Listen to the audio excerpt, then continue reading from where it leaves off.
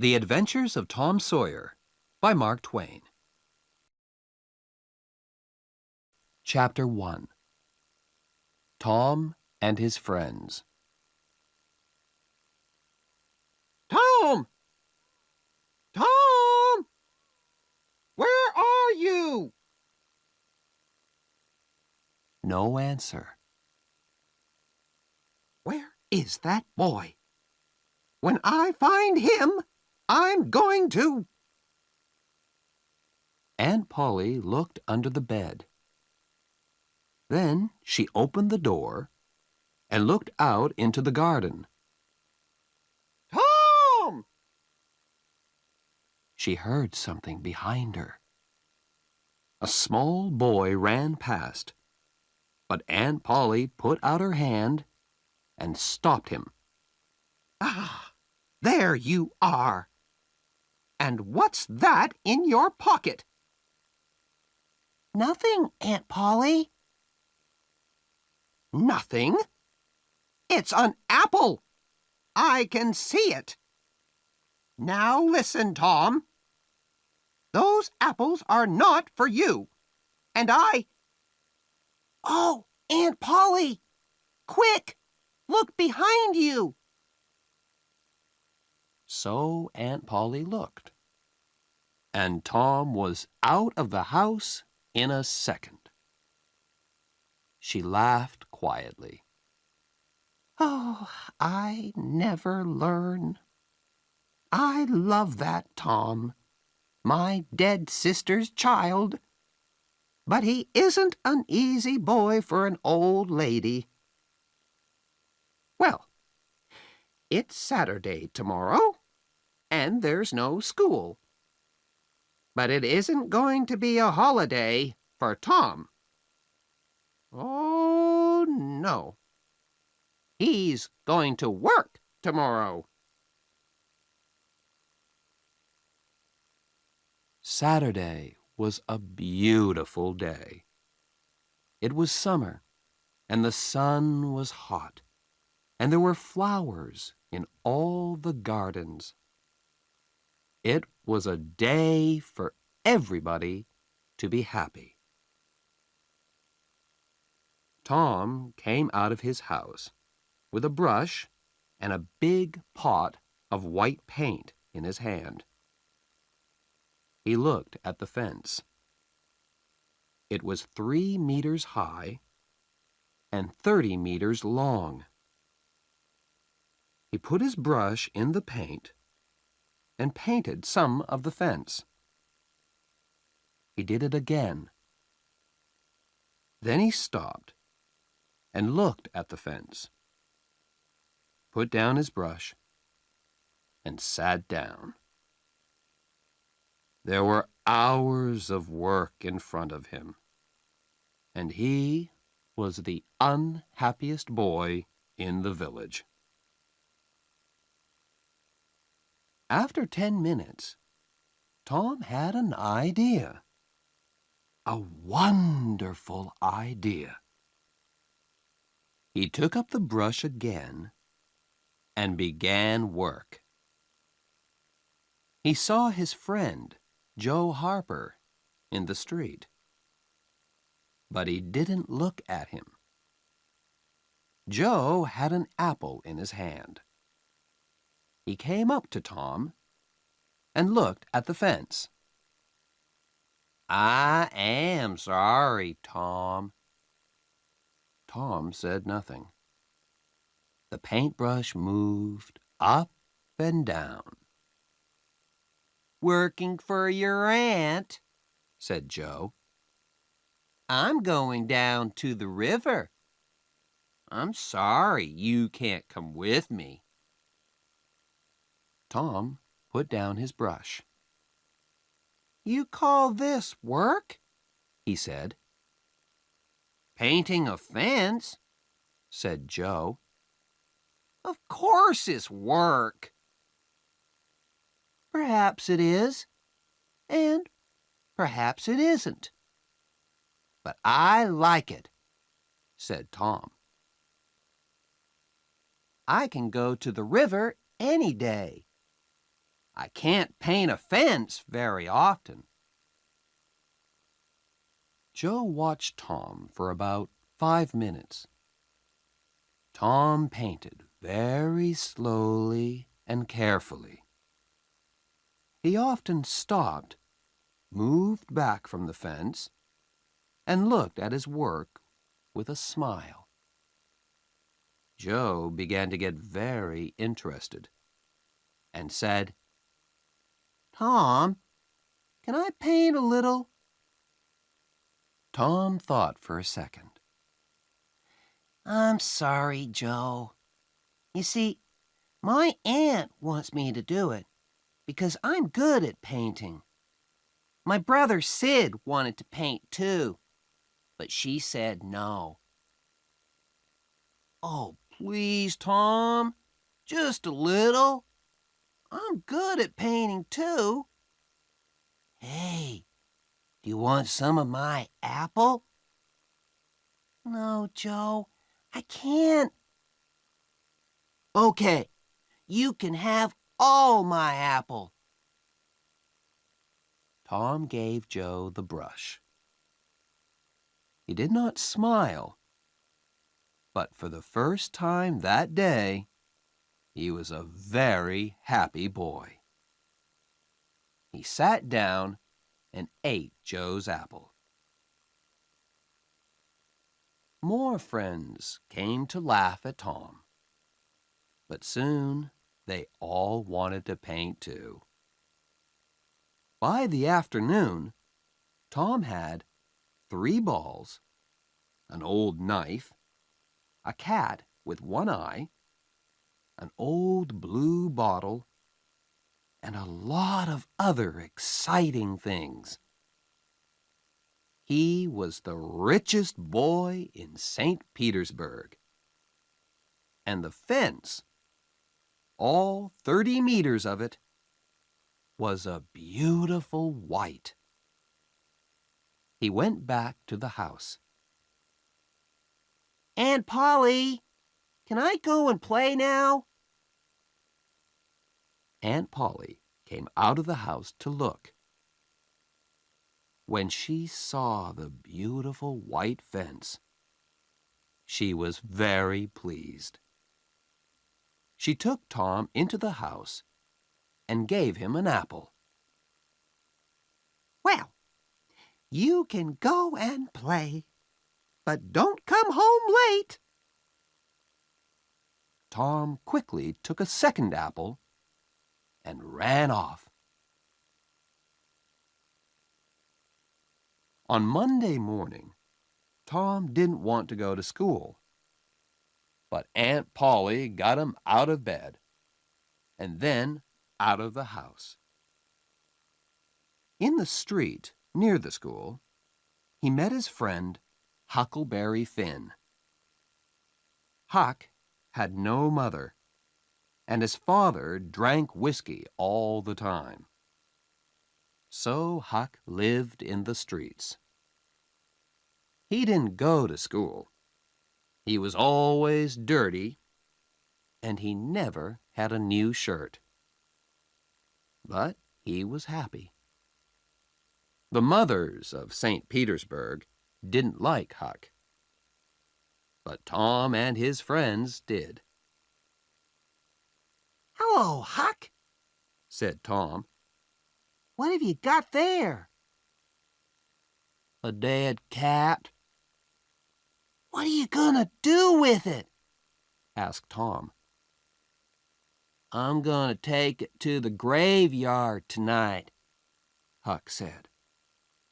"At midnight.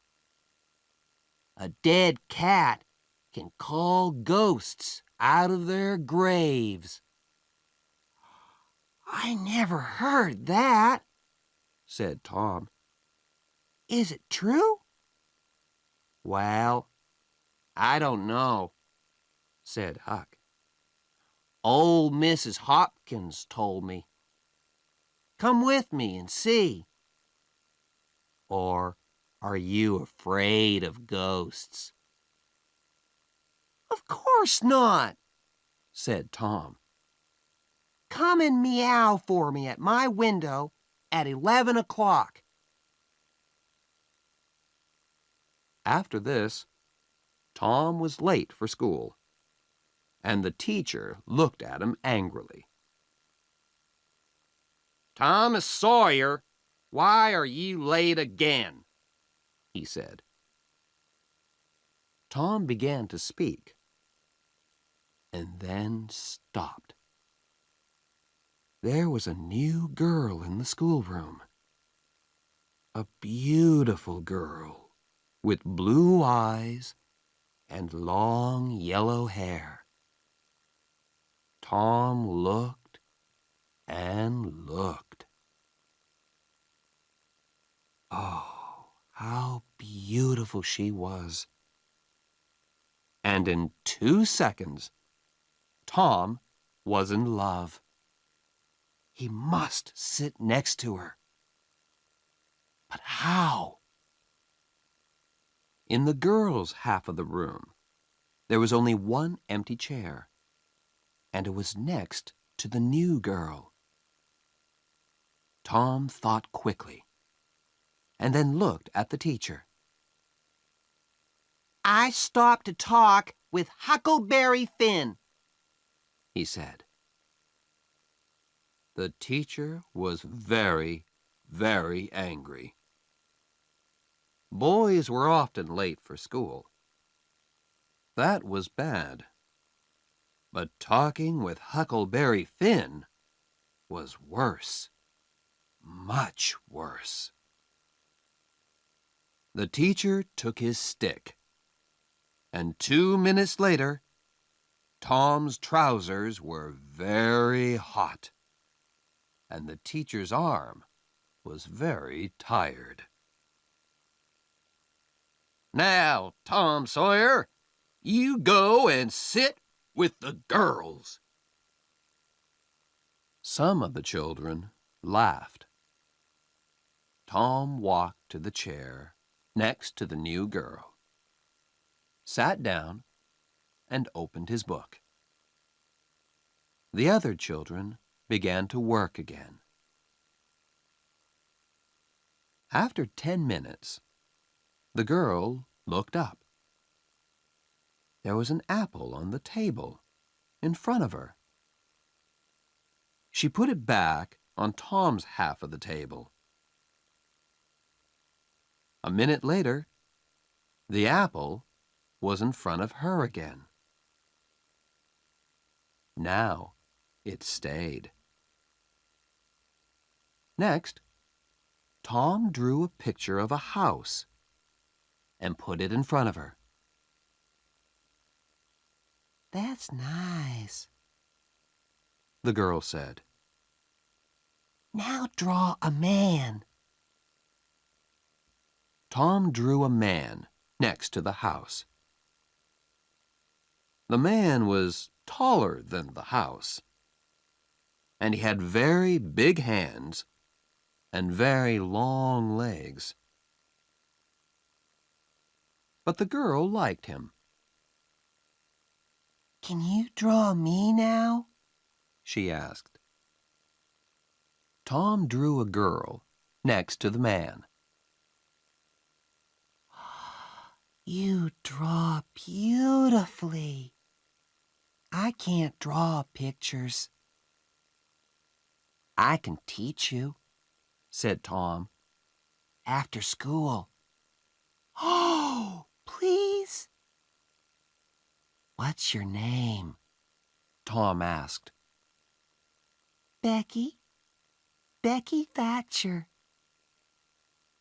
Just then, Tom felt a hand on his head. It was the teacher. He took Tom by the ear and moved him back to his chair in the boys' half of the room.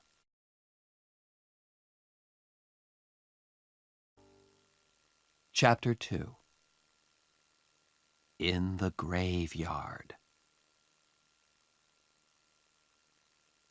That night, Tom went to bed at 9:30. He waited for Huck's meow, and at 11 o'clock it came. He climbed quietly out of the bedroom window, and then he and Huck walked out of the village with the dead cat. The graveyard was on a hill, about a mile from St. Petersburg. When the boys got there, they put the dead cat on a grave and sat down behind some trees. They watched and waited. It was very dark and very quiet. Do you see that new grave there? Whispered Huck. That's Hoss Williams' grave. He died last week. Perhaps he can hear us, Tom whispered back. Do you think he can, Huck? I don't know, but Shh!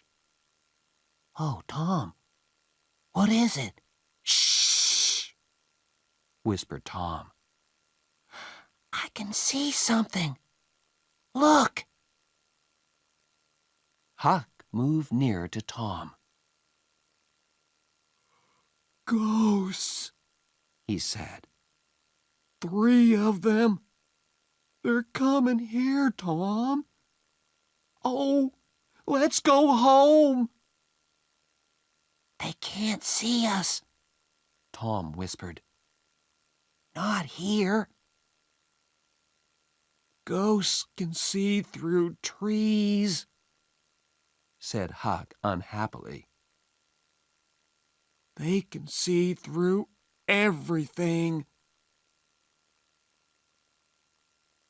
The ghosts moved quietly through the graveyard and came nearer to the trees. Huck and Tom watched, very afraid. Then, after a minute, Huck said, Tom, they're not ghosts. That's Muff Potter. So it is. And that's Injun Joe. And the other man is Dr. Robinson. What are they doing here? They're grave robbers, Tom. They're going to rob a grave. My father told me about it. The doctor wants a dead body, you see.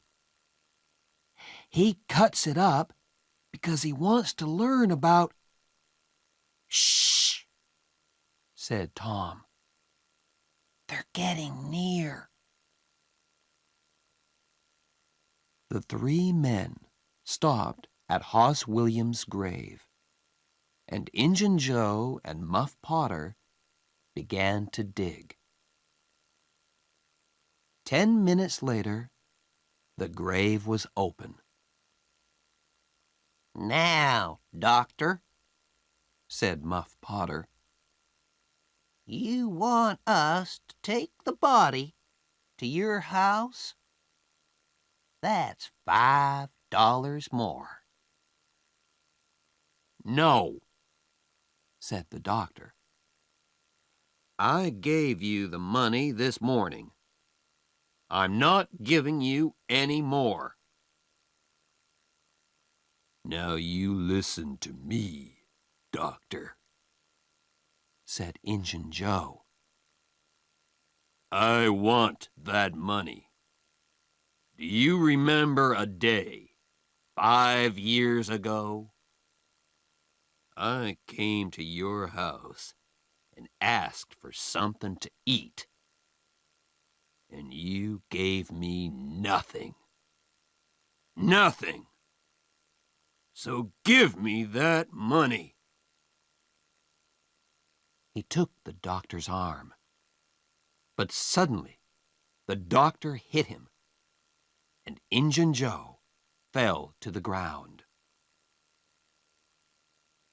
Don't hit my friend, cried Muff Potter. He jumped on the doctor, and the two men began to fight. It all happened very quickly, and the two boys watched with open mouths. Injun Joe got up. He had Muff Potter's knife in his hand now, and he moved behind the doctor. Then the doctor hit Muff Potter on the head. Muff fell to the ground. And at the same moment, the knife in Injun Joe's hand went into the doctor's back. The doctor fell to the ground on top of Muff Potter, and he did not move again. The two boys could watch no more. Very quietly, they moved away from the trees and then ran out of the graveyard and back to the village. Injun Joe stood by Hoss Williams' grave and looked down at the two men. Then he put the knife into Muff Potter's hand and sat down. 3, 4, 5 minutes went by. Potter moved a little and opened his eyes.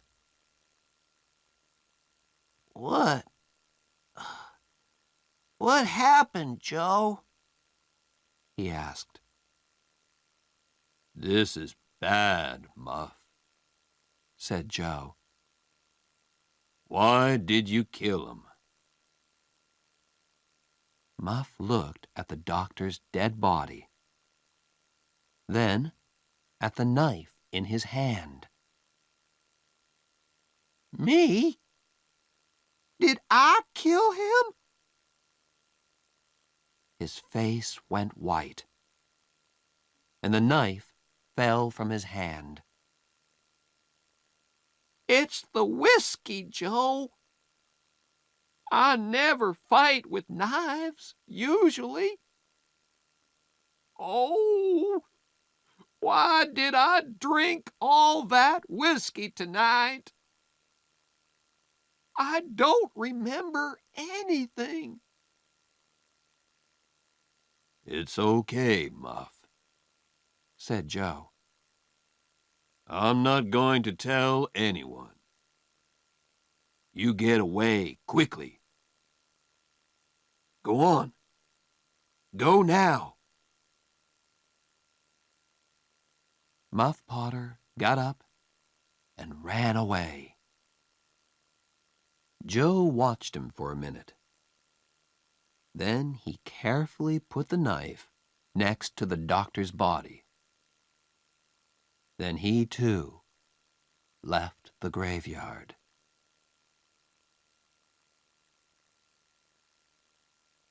The next day, the sheriff's men found the doctor's body in the graveyard, and Muff Potter's knife.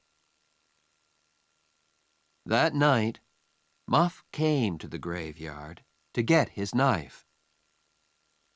But the sheriff's men were there, and they took Muff to St. Petersburg's little jail.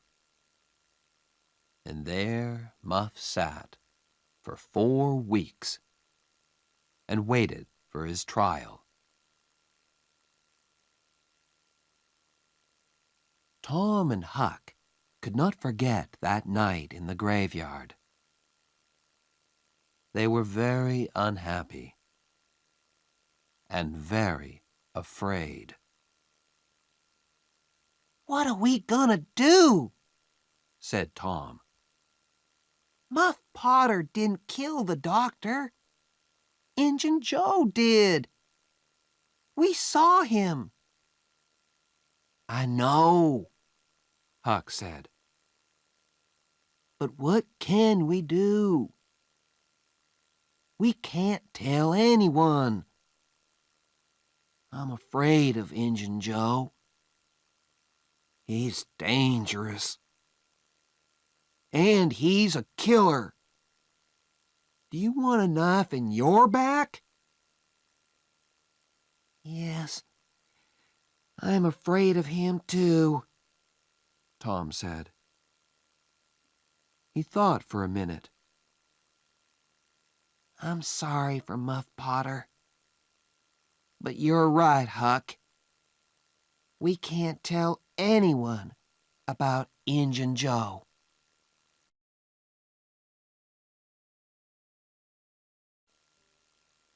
Chapter 3. On Jackson's Island. The summer holidays came, and there was no school. Tom didn't want to think about Muff Potter and Injun Joe, but it wasn't easy. At night, when he was in bed, he saw Injun Joe's face in the dark, and he couldn't sleep. But he couldn't talk to anyone about it. One hot summer's day, he and Joe Harper were down by the Mississippi River. They sat and watched the boats, and fished, and talked. Let's get away from here, said Tom suddenly. Let's go and do something exciting somewhere. Okay, said Joe. But what? And where? I know, Tom said. Let's run away. Let's go and live on Jackson's Island. We can sleep out under the trees. Jackson's Island was in the Mississippi, 3 miles south of St. Petersburg. Nobody lived there. Let's ask Huck Finn, too, said Tom. But don't tell your mother or father or anyone.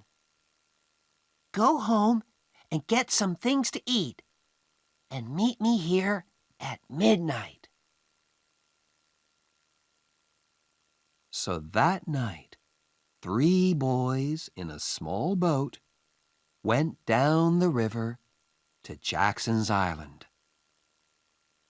They had some bread and some meat, and Huck had his pipe, too.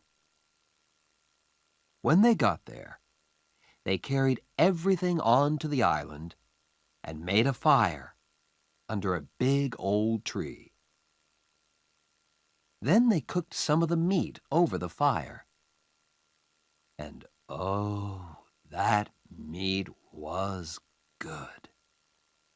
The best dinner in the world. Soon, they stopped talking. Their eyes closed, and they slept. The next morning, Tom woke up with the sun on his head and a smile on his face. Then Huck and Joe woke up, and the 3 boys ran down to the river to swim. After that, they fished, and soon they had about 6 big fish for their breakfast. They cooked the fish on their fire and ate them all. They were very hungry. That, said Joe happily, was a wonderful breakfast. After breakfast, they walked through the island. swam some more, talked, fished, and swam again. They came back to their fire in the afternoon. Suddenly, Tom looked up and said, "Listen, can you hear boats?" They listened, and then ran across the island to look down the river. There were 20 or more boats on the water. Every boat in St. Petersburg was out. "What are they doing?" asked Joe. "They're looking for a dead body, I think," said Huck. "They did that last summer, when Bill Turner fell in the river and drowned." "Who's dead, do you think?" asked Joe. The boys watched the boats. Suddenly, Tom cried, "I know who's dead! It's us! They're looking for us!" This was wonderful. Tom looked at his friends. "We're famous," he said. "Everybody in St. Petersburg is talking about us. And they all feel sorry for us." Night came, and the boys went to sleep. But Tom did not sleep. And when morning came, he wasn't there. "Huck, where's Tom?" cried Joe. "I don't know," Huck began. "but look, there he is. He's swimming across to the island now. Hey, Tom!" At breakfast, Tom told his story. "I went home last night," he said, "and listened at the window.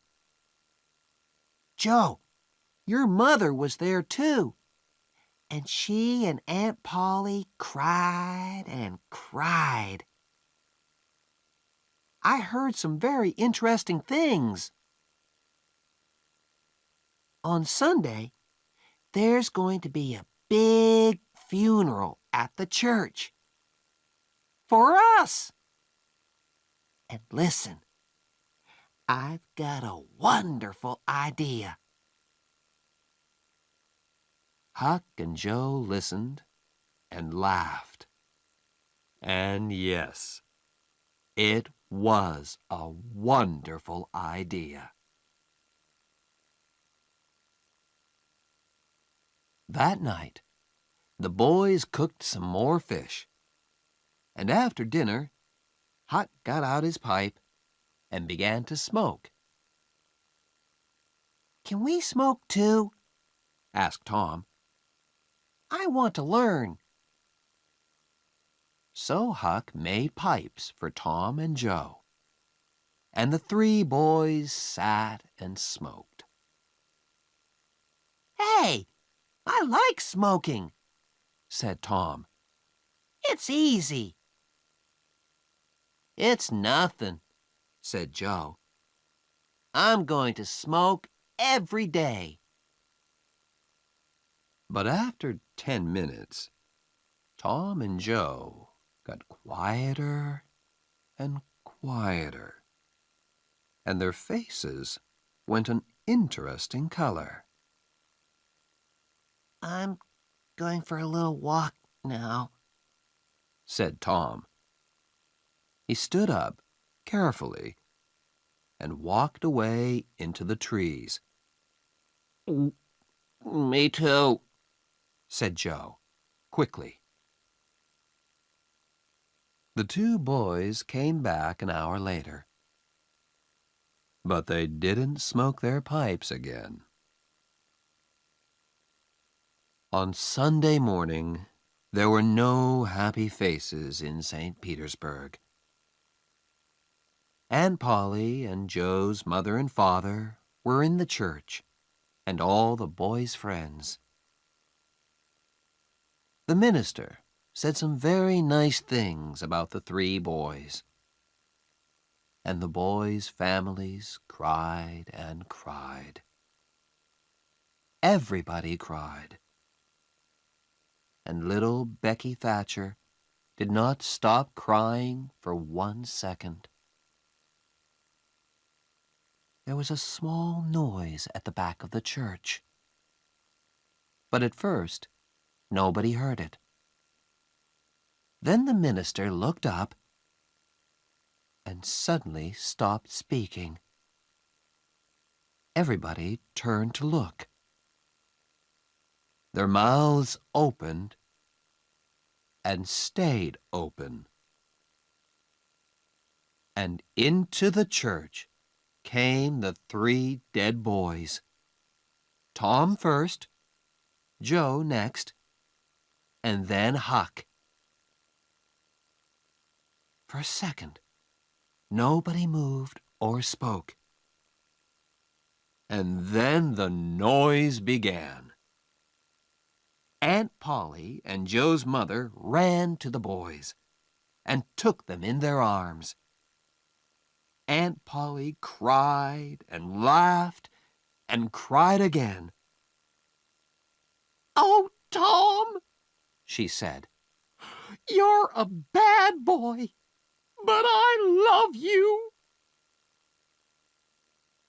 Suddenly, the minister called out, "Oh, happy days!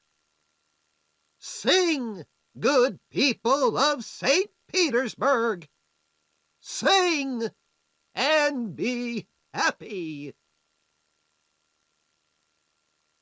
and everybody sang and smiled and laughed for a long time. It was St. Petersburg's happiest funeral.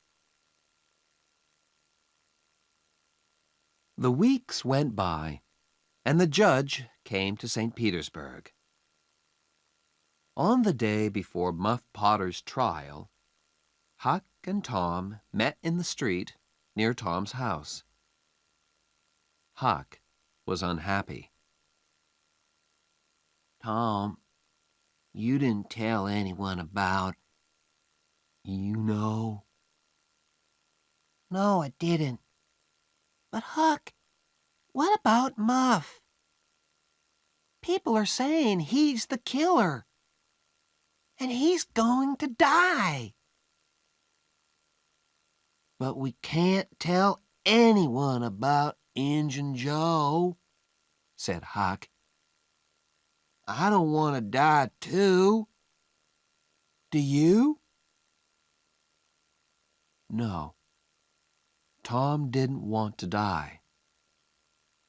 But he couldn't forget Muff Potter's face in the jail. Old, tired, and unhappy. And Injun Joe was a free man. It wasn't right. That night, Tom came home late and very excited. He could not sleep for 2 or 3 hours. The next morning, all the village was at Muff Potter's trial. Injun Joe was there, too.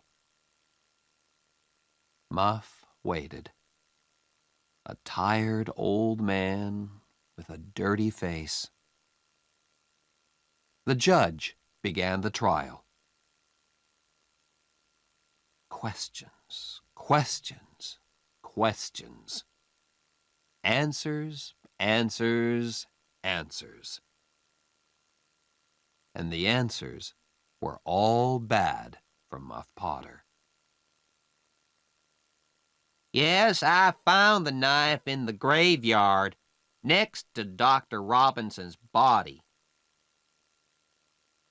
Yes, that's Muff Potter's knife. He always carries it. Yes, I saw Muff Potter in the village that afternoon.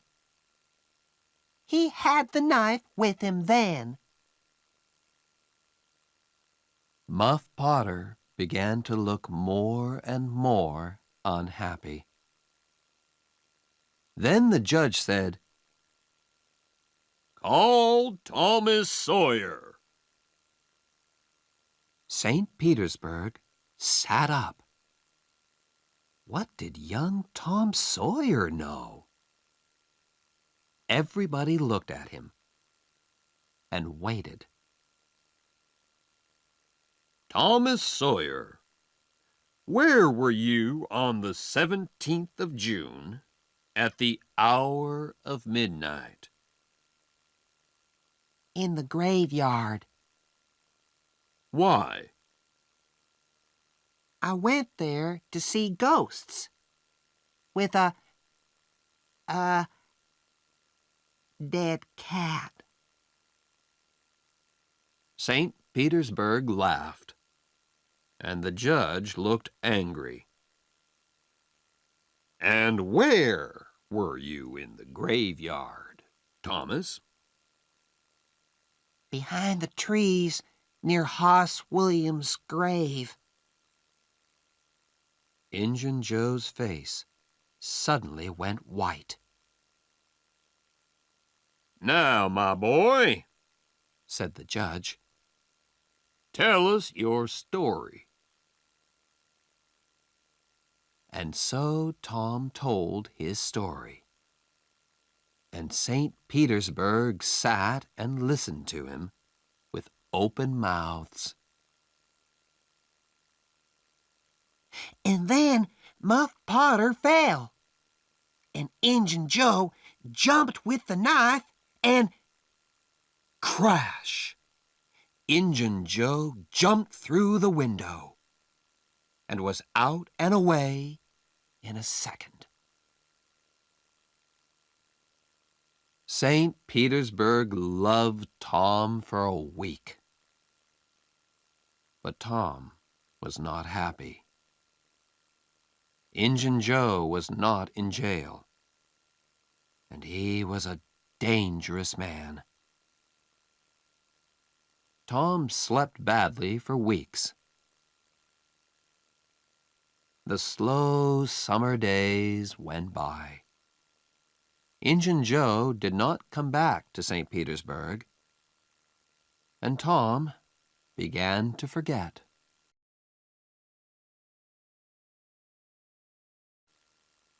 Chapter 4. Treasure.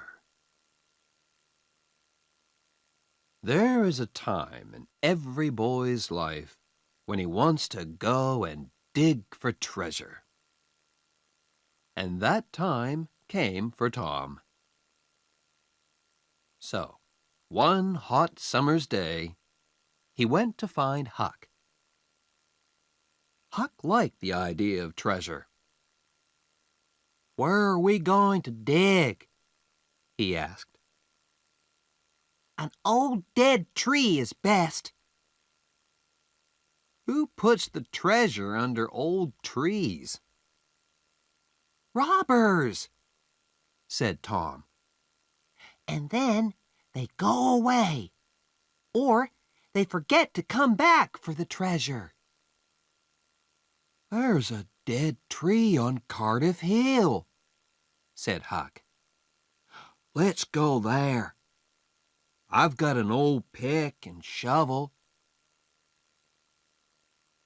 It was 3 miles to the old tree, and the boys arrived tired and hot. They dug for an hour or two, but they didn't find any treasure. Then they stopped, and Tom looked down at an old house at the foot of the hill. Hey, look, He said, Nobody lives in that old house. Let's go there. Old houses are always good for treasure. Good for ghosts, too, said Huck. They took the pick and shovel with them, went down the hill, and into the old house. They looked in all the rooms downstairs, and then went upstairs.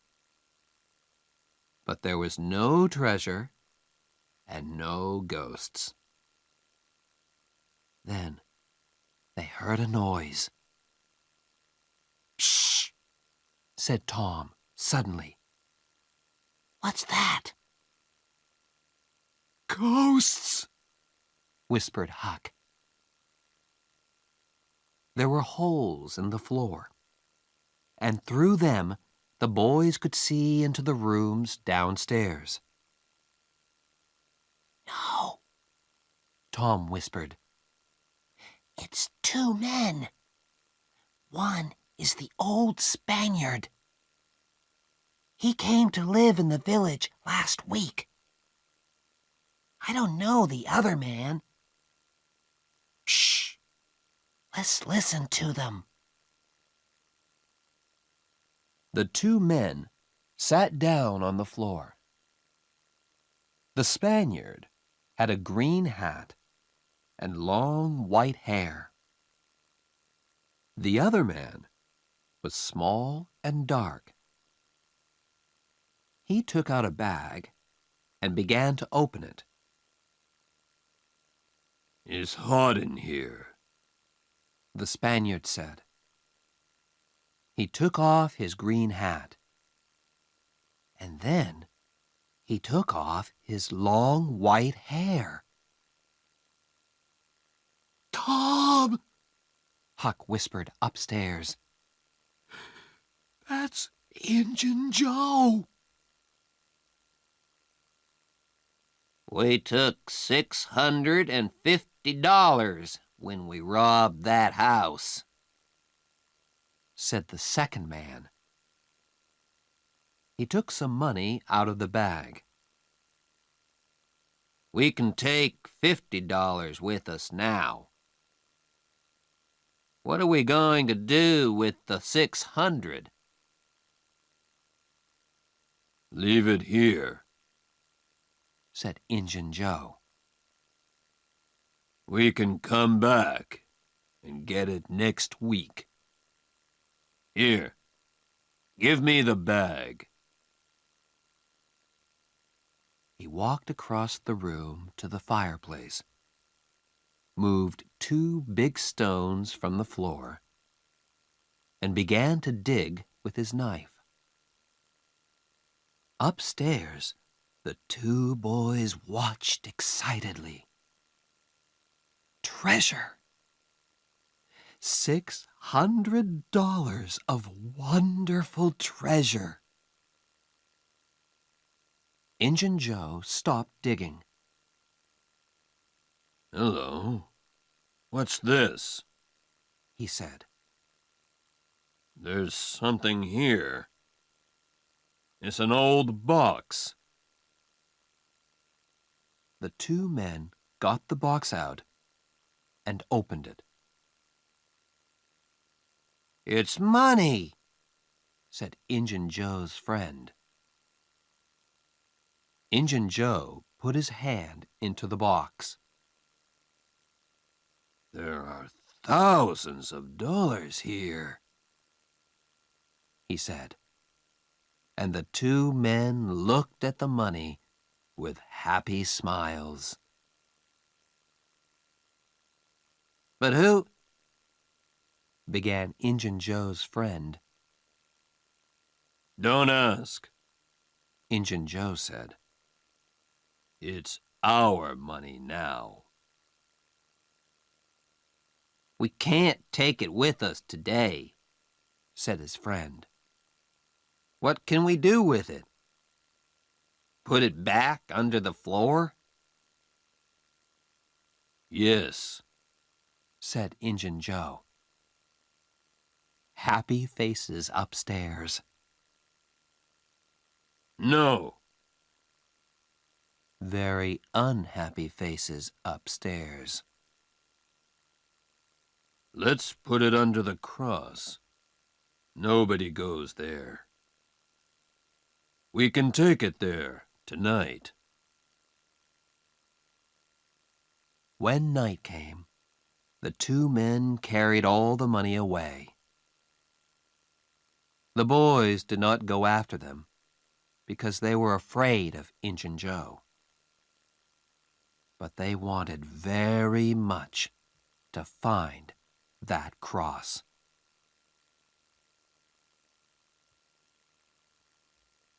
For a week, the two boys thought and thought about the treasure. It was under the cross. But where was the cross? In St. Petersburg, the boys watched the Spaniard carefully.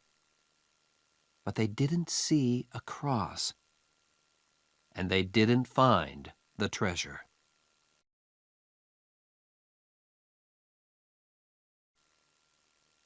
Chapter 5. In the Cave. The next Saturday was Becky Thatcher's birthday, and all Becky's friends were very excited. It's going to be a wonderful day, Becky told Tom. We're going to have a picnic by the river, and after that, we can visit McDougal's cave. So in the morning, a big boat took Becky, Tom, and all their friends down the river. There were some older children on the boat, too. But all the mothers and fathers stayed at home. Picnics are better without them. And it was a very happy, noisy picnic.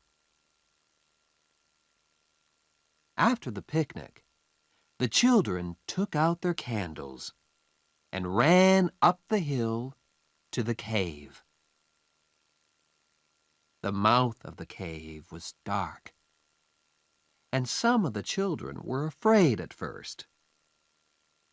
But caves are exciting. So in the end, everybody went in. McDougal's cave was very, very big, with hundreds of tunnels and rooms. The tunnels went up, down, and into the hill for miles. You could walk for days in McDougal's cave. Nobody knew all the cave, but many people knew the tunnels near the door. You could play all day in these tunnels. Tom, of course, knew them well. For hours, the children walked and ran through the cave, up and down the tunnels, in and out of the rooms. In the evening, they came out and walked down the hill to the boat, tired but happy.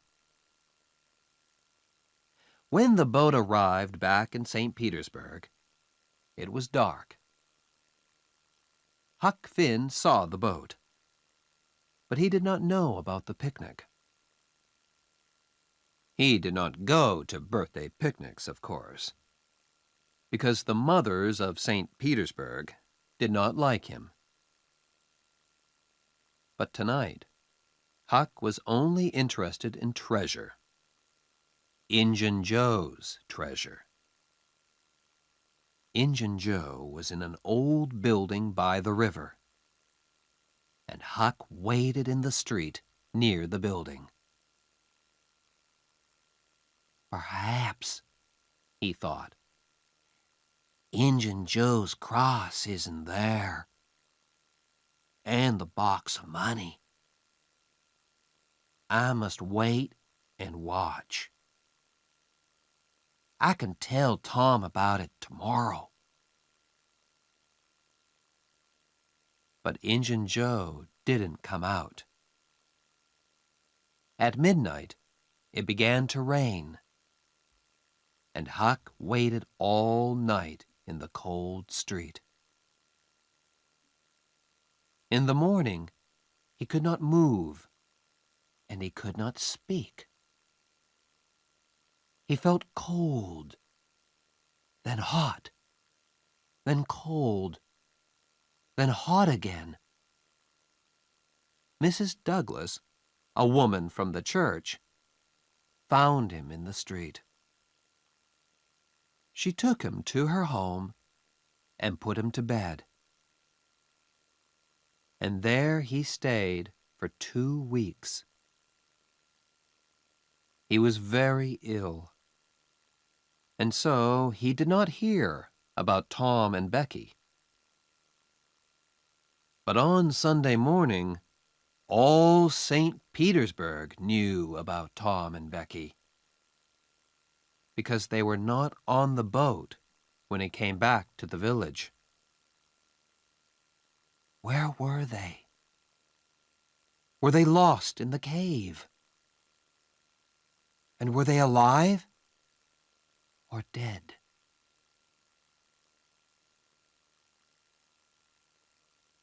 At first, Tom and Becky played with their friends in the cave. Then Tom wanted to go down a new tunnel, and Becky went with him. They walked and talked, and went into a second tunnel, then a third. Sometimes Tom put a mark with candle smoke on the tunnel wall. He wanted to find the mouth of the cave again. Then they came out of the tunnels into a big room. There were hundreds of bats in this room, and the candles woke them up. Tom took Becky's hand, and they ran into the nearest tunnel, with the bats behind them. But one bat hit Becky's candle, and it went out. The children ran and ran through the tunnels, and at last they got away from the bats. They stopped and sat down. Suddenly, it was very, very quiet. "Where are we now, Tom?" Becky whispered, afraid. "I don't know," said Tom. "I think it's time to go back. But we can't go through that big room because of the bats. Let's go down this tunnel." They went down one tunnel, then a second, a third, a fourth. Then they wanted to find the big room with the bats again, but they couldn't. Becky began to cry. "Tom, we can't get out. We're lost, Tom. We're lost." They walked and walked. When they were tired, they sat down. Then they got up and walked again. Time went by. Was it day or night? They didn't know. Then Tom wanted to find water. They had nothing to eat, and they must have something to drink. They found a very small river and sat down next to it.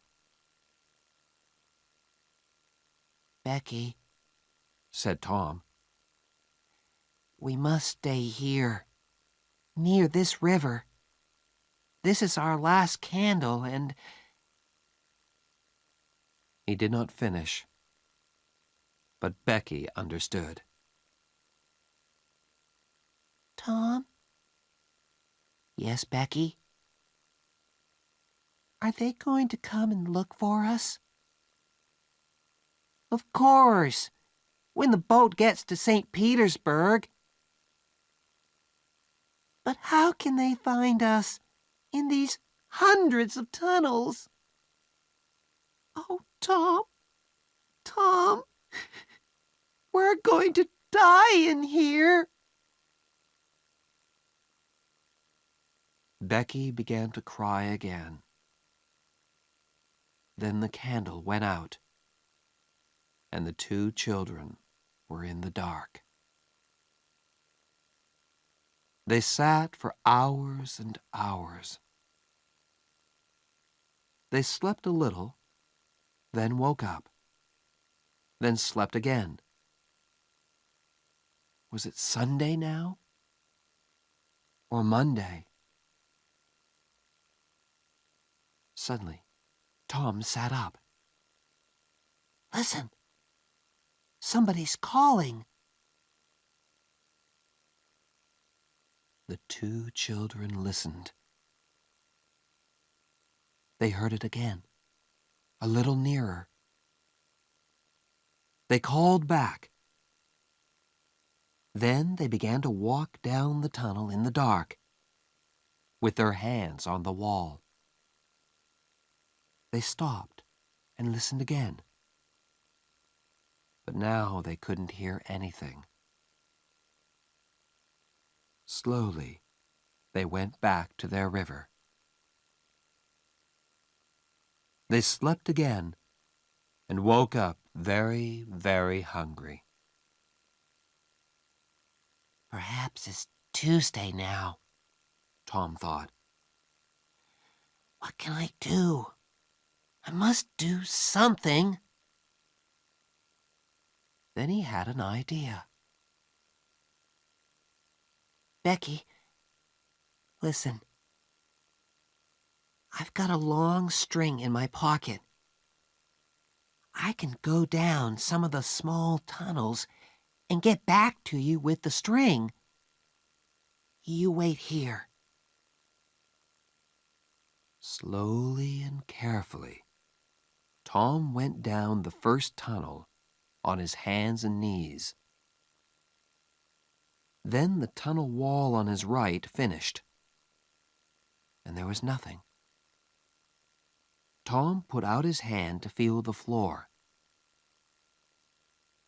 And just then, away to his right, he saw a hand. A hand with a candle.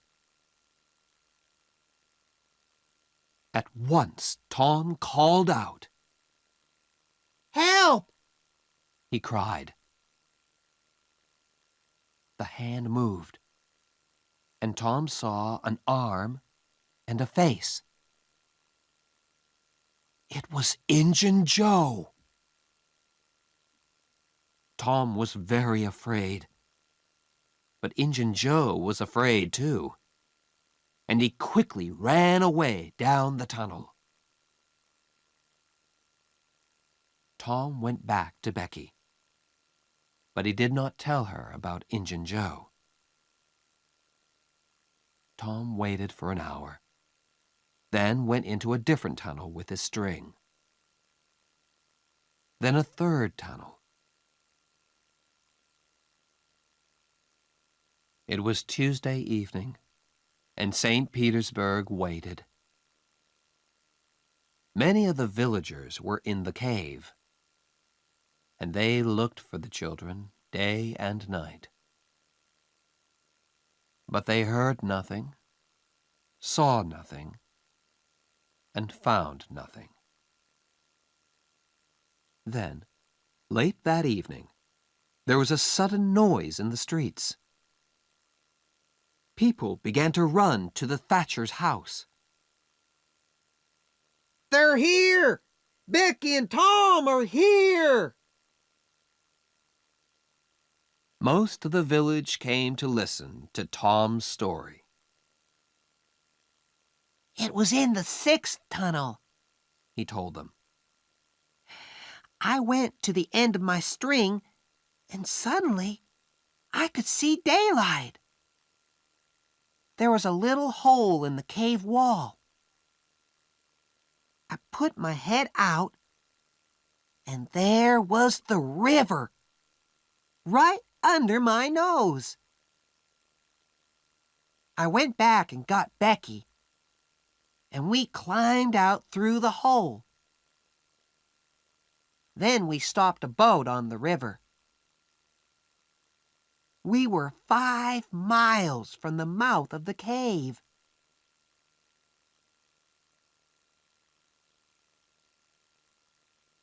Tom was very tired after his 3 days in the cave, and he went to bed and stayed there for 2 days. He heard about Huck and went to see him on Sunday, and then every day. But Mrs. Douglas was always in the room. You can just say hello, She told Tom. and then you must go. Huck is very ill, and he needs to sleep. So Tom could not talk about anything exciting, and he could not tell Huck about Injun Joe. One day, about 2 weeks after the picnic, Tom was in Becky's house, and her father came in. Well, Tom, Mr. Thatcher said, would you like to go back to the cave again one day? I'm not afraid of that cave, said Tom. Mr. Thatcher laughed. There are a lot of people like you, Tom. But nobody's going into that cave again. There are big doors across the cave mouth now, and nobody can open them. Tom's face went white. but Mr. Thatcher, Injun Joe's in that cave. An hour later, 50 men were at the cave, and they opened the doors. Injun Joe was on the ground, dead, his face to the door and his knife in his hand.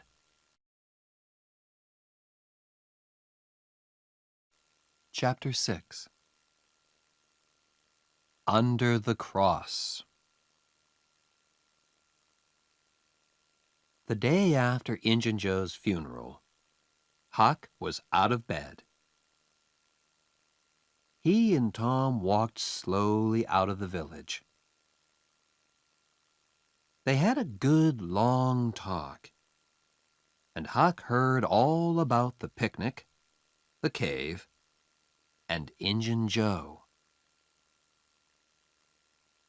We're never gonna find the money now, said Huck. Huck, Said Tom. the money isn't in St. Petersburg. It's in the cave. I know it is. Why was Injun Joe in the cave? Because he took the box of money there. Right?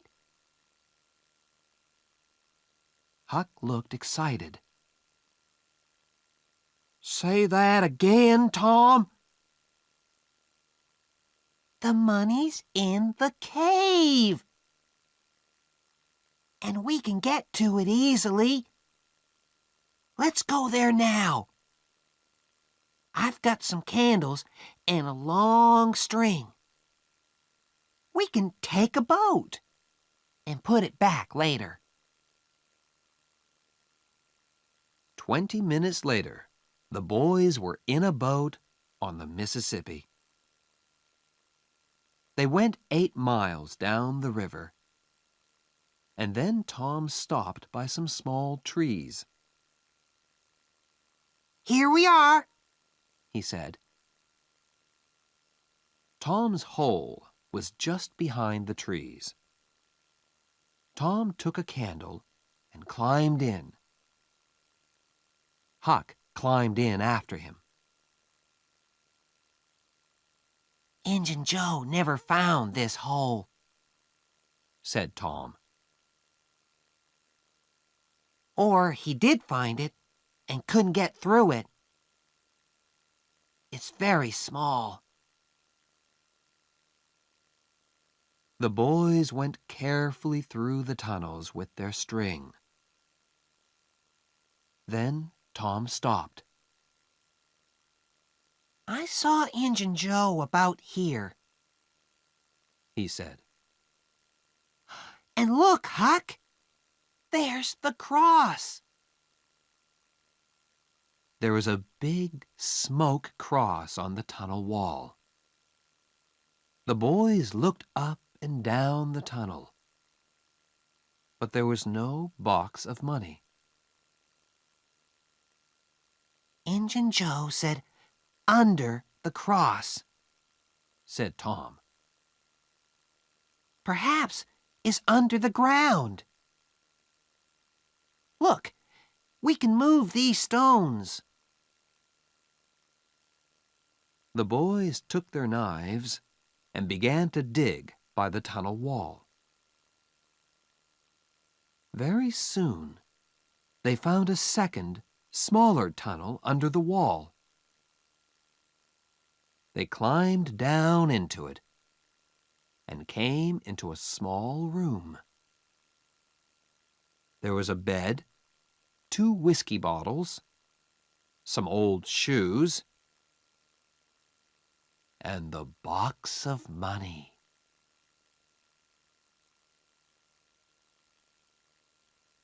When somebody finds treasure, everybody hears about it very quickly. The 2 boys carried the box through the village. And when they got to Aunt Polly's house, half the village was with them. Everybody went into the house.